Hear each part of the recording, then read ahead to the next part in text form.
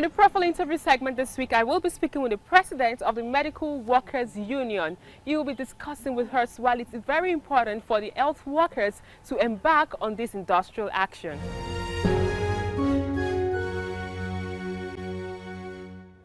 It's good to have you on the program. It's a pleasure having you here too. A lot is happening in the Medical and Health Workers Union, and we also know that you are part of JOESU, which is actually on strike as we speak. Can you just give us a brief summary of why your union is actually participating in the strike action? Thank you so much. For the viewers, I want to say good day to all. My union, like you said, is part and parcel of the joint health sector unions. It's not just an ordinary member anymore. We are registered trade unions. 5 registered trade unions make up the joint health sector unions. And by God's grace and the support of the people, I am the national chairman of the joint health sector unions. We are in the strike because we have the conviction that we have never been treated properly. For instance, a government would enter into agreement and renege on this agreement or fail to fulfill the agreement as entered. We entered an agreement last year, 2017, September 30th. This agreement was to be fully implemented within 5 weeks. And as we speak now, 6 months and still counting. The key issue, one of the cardinal issues, such as the adjustment of Congress salary, has not been met. And in a bid to see how we can simplify the process, because we care so much for the Nigerian populace, because we know, especially those who cannot have the ability to embark on medical tourism out of these shores, and also for those that cannot have the muscle to pay the heavy price in the private hospitals. So we have that concern, and so we are very, very reluctant at embarking on the strike action. Maybe in the course of the discussion, you'll be able to know why I said we were reluctant. But to inform Nigerians, this is a matter that started since 2014. Whereas in 2014, our brothers were given theirs. They have brought in stories of, oh, it's not yet in the budget, it's A, B, or C, and that, or sometimes even denying agreements up until last year, September. An undeniable agreement was entered into.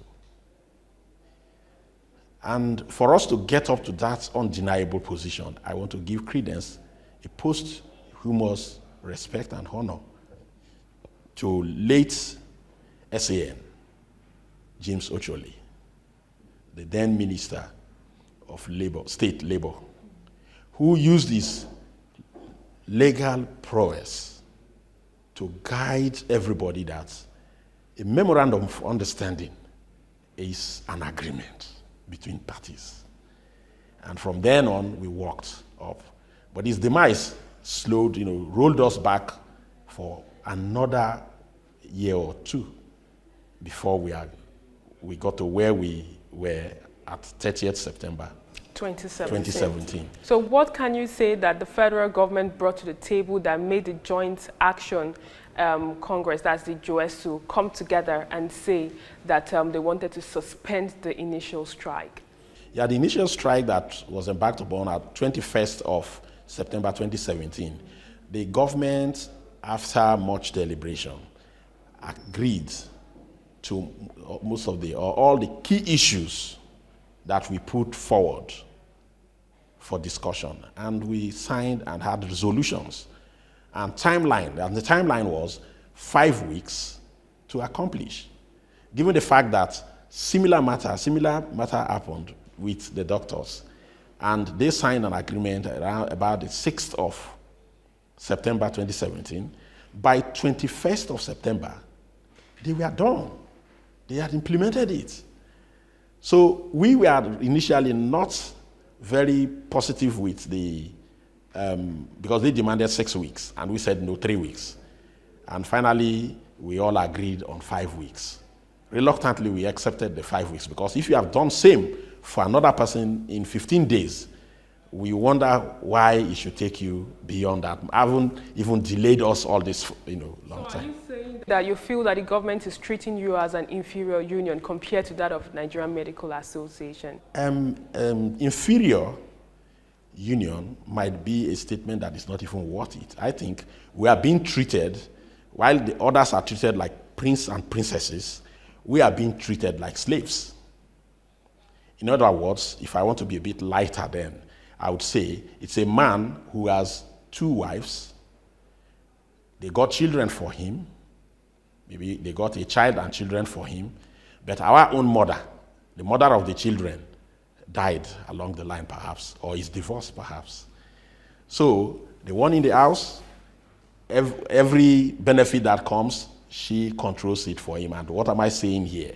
And we have been crying this out, that there is no fairness in the management of the health system. And that's one of the bane of giving health to the Nigerian people. What is that?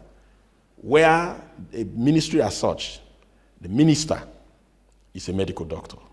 The minister of state is a medical doctor. And until recently, the permanent secretary was also a medical doctor. And then we are asking the question, if GOSU members form 95% of the healthcare deliverers, why would you give the entire management to one single group that represents just about 5%? So that is, prince and slave position. So that's what we are saying, and that's why it's not auguring well for the smooth running of the health system. But if you want to know, somehow we researched and we found also that there are issues in it. One, they would want to create the chaotic situation all time in the health system to achieve 2 things.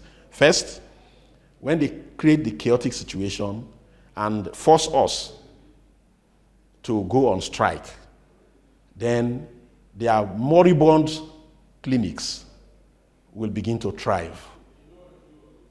They'll begin to thrive.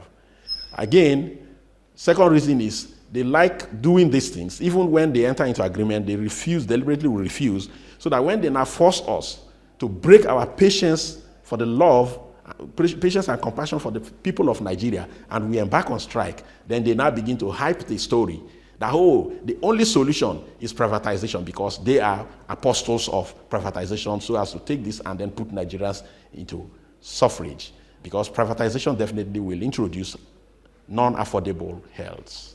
One of your demands states that there should be salary harmonization amongst the workers, and the Nigerian Medical Association has released several statements against this development. What's your take on this? Unfortunately, they have taken stock in misleading and misinforming the Nigerian populace.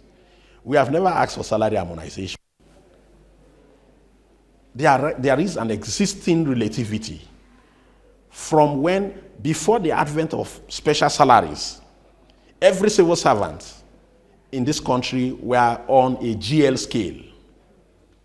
GL scale, a single spine salary scale. And that single spine salary scale, what the government then provided as relativity was that as a doctor or a lawyer, a graduate, first degree holder, you enter service. Every graduate, first degree holding graduate, so a difference of one grade, which means 3 years promotional, service. 3 years service period to get promoted to the 9. That was the difference. But today, as we speak, doctors are on 12. A fresh graduate, a fresh MBBS holding doctor is on grade level 12. He enters service at 12. While majority of others, the health workers, are still entering at 8. That means it takes 9 years for the 8th man to get to 12. Then a few are entering at 9. It takes those ones 6 years to get into level 12. Psychologically, what do you think this does to the other workers? A lot. But because of our love for Nigerians, we have never been hitting too hard on that. A few of the groups, make their own independent or individual struggle, and they've been moving up. Like the highest that has, the few that have managed to restore that original one grade relativity are the pharmacists, lab scientists, physiotherapists, and so. Just those few. They enter now at 10. Those are the few. But the majority are entering at 8. And they are also professionals. Yes, we are. They are professionals. And what they are saying is that if today, the basic salary for the grades structure as it was in 2009 when the CONMES was approved for them and CONHES was approved for us. And we did not negotiate theirs for them, neither did they negotiate ours for us. We did not also harmonize to go and negotiate for ourselves, but we all presented our matters. And the relevant authorities found it worthy that, as history has it, in the single spine salary structure, that they made the basics at par, going forward. But again, the difference is that it is your entry point that makes the huge difference at the basic level. Outside the basic level, you have allowances that they have very superior percentages than others. Now, they will not tell the world the cumulative the total take-home package, and the total take-home package of the other professionals. They should measure whatever ratio they want to calculate. If they want to even abuse or deny the legitimately existing one, backed by the statutes, then they should be calculating total take-home against total take-home of the other and see whether our salary is equal. One of your demands stated that you want more workers employed into the system. How true is this?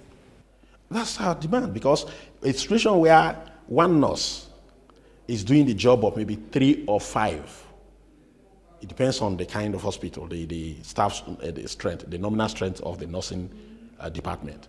Where one single nurse is doing the job of 2, 3, 4, or 5 persons, there is need for us to increase the number so that you can relieve them of that. Where a scientist is doing more than one person's job, there's need to increase. Where a technician is doing more than one man's job, there's need for us to increase. That's what we're saying. Okay, so right now, since you called off the strike in September 2017, are you saying that there has not been any employment into the medical system? Not known to us. Maybe they're employing doctors, but to us, not known to us. And that's why we are saying increase the manpower to reduce the load on the workers, so that Nigerians can get better service. You also mentioned that retirement age should be changed from 60 to 65. Why is this essential at this point? All right, it's essential because, the tertiary, we are talking about the tertiary level here. Now, the universities are treated like the other non-academic staff.